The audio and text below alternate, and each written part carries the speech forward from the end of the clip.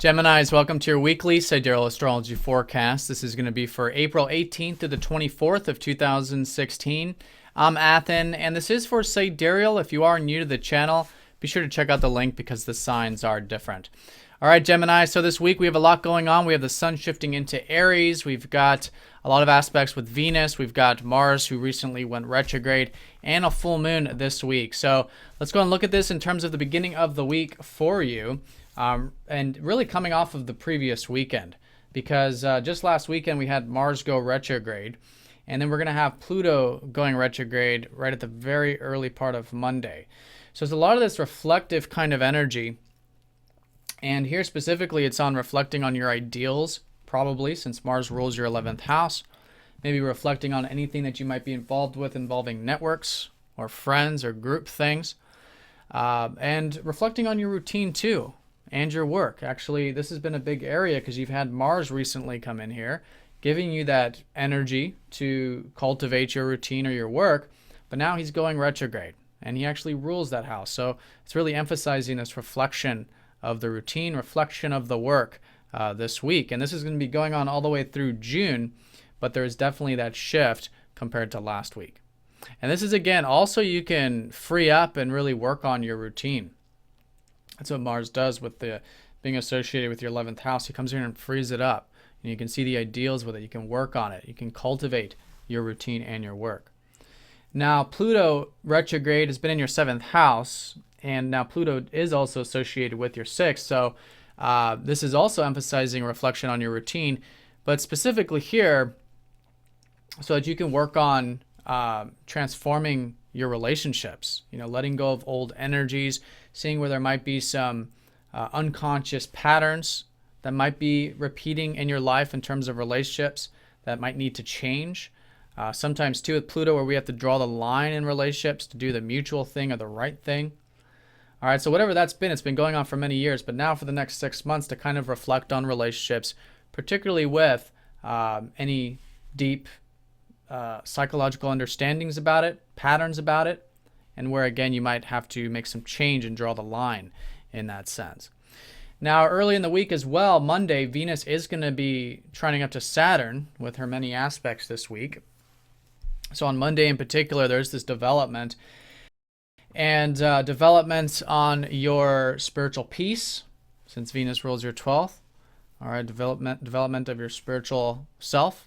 Maybe some of that alone time. It's a big area that's changing for you because just tomorrow on Tuesday or the day after this, Venus is going to square up to Pluto.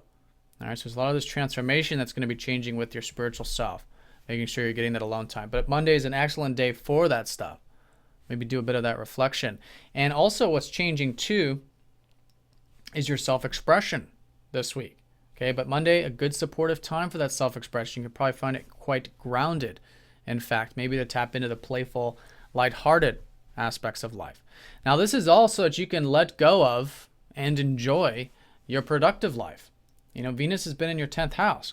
It's the house of career, it's of legacy, it's your public image, your productive life. So there's been a lot of enjoyment here and a letting go. Letting go, whatever that might mean for you specifically or internally. Right? And it's all about, again, having more peace in this area for you at the moment and have more enjoyment. All right, so in terms of the transformation stuff, Tuesday in particular, it's all about, again, just like with the relationship stuff here, it's willing to change. And the change here specifically with, again, the spiritual self, the deep psyche, all right, letting go of those old unconscious patterns, letting go of any type of, and really transforming your self-expression. All right, so non-attachment to your self-expression can really go a long ways, because that's really what Pluto does, is it helps us release our attachments to things.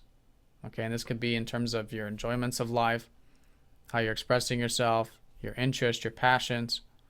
All right, being willing to let go, being allowing the ego to take the back seat, which then allows the transformations to occur. But then again, too, there might need to be something that you just need to, if it's really coming from presence, you just need to draw that line and say you have to change with your self-expression so you can have more of that playfulness, that fun and lighthearted energy of life.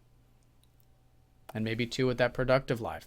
maybe something that needs to change there as well. So that's Tuesday, which is the sort of challenging day of the week, if you will. Of course, our personal charts are the most important, but in terms of the collective energies, there is this transformation occurring with specifically those areas.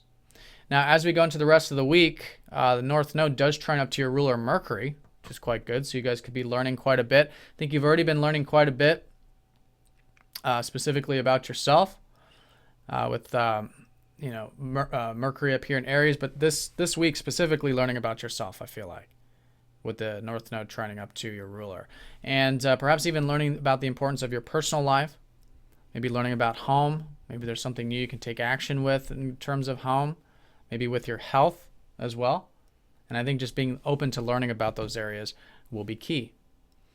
Now, the full moon's going to be Thursday night, Friday morning.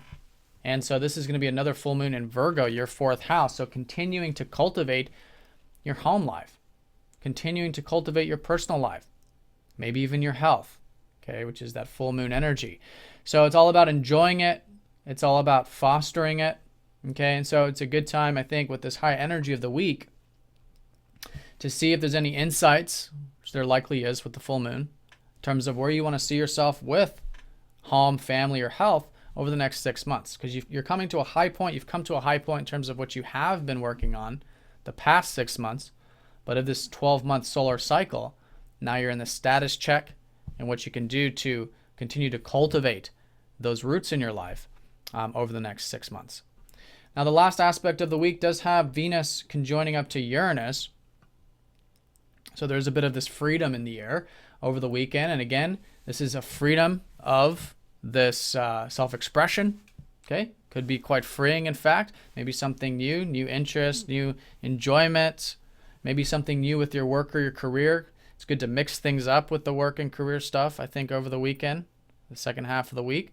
And maybe something new, too, in terms of this, freeing up your spiritual self, right? By having more faith and trust, by letting go, right? Which can create a tremendous amount of freedom here. And also a bit of that, change, which is often needed with Uranus, a change of us really being who we truly are. Because Uranus in your 10th house has been helping you be who you truly are and align your work with who you truly are and your career and your productive life. Right, so that certainly can be something shifting into that right direction in terms of you perhaps enjoying that bit of mixing things up. All right, Gemini, so have an awesome week. Thanks for watching, and I'll see you all next week.